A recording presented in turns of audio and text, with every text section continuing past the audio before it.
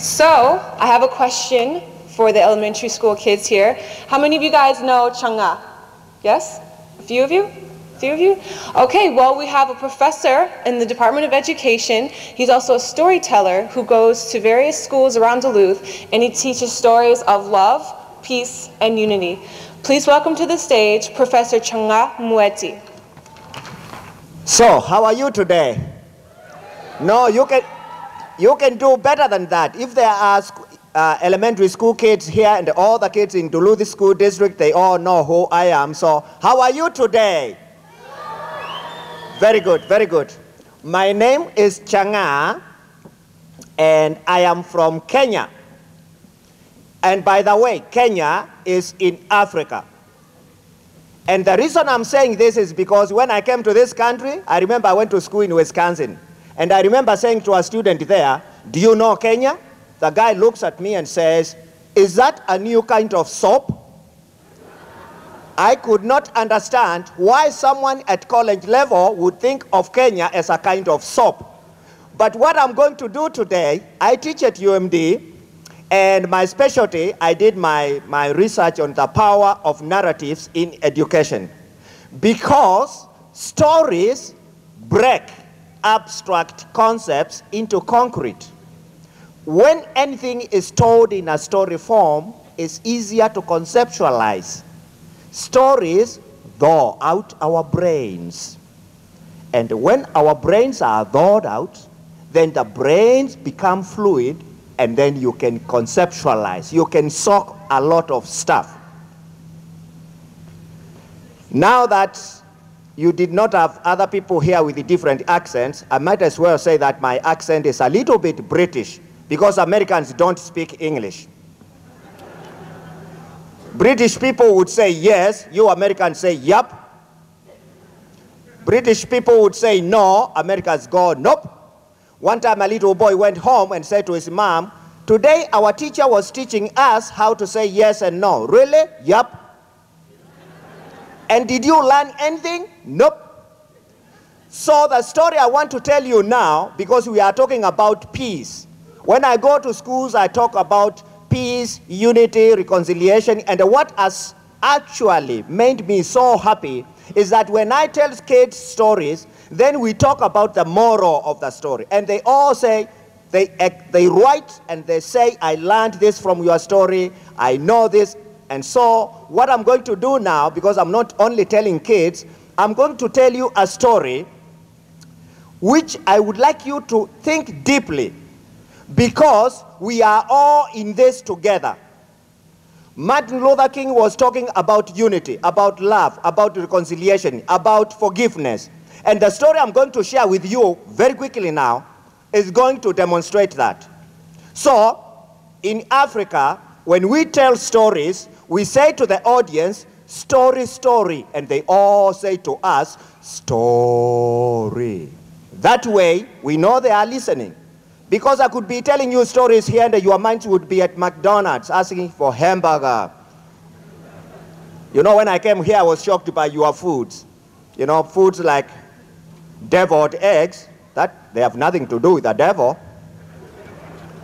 And then when I went to Wisconsin, I went to McDonald's, and then I saw pigs in blanket. I said, "Whoa, what in the world is that?" So when I say to you, "Story, story," you all say to me, "Story." That way, I know you are listening. Okay, now before we do that, can you all please stretch your arms like this? Everybody, please. Remember, all other speakers had something they were reading. I'm reading from here. That's the work of storytellers. Thank you. So when I say to you, "Story, story," say to me, "Story." Okay, let's try it now. Story, story. Story. Very good. Once upon a time, the mouse, the rooster, the he-goat, and the bull all lived in one homestead. And then one day, the mouse was walking, and the mouse saw a mouse trap. And then the mouse said, "Since we are all here as friends, we are now assuming they were all friends. The mouse, the rooster, the he-goat, and the bull. So the mouse runs and says to the rooster, "Hey, my friend, there's a mouse trap under the bed there. Please undo it." The rooster said, "Who? Me? Roosters don't go under the bed.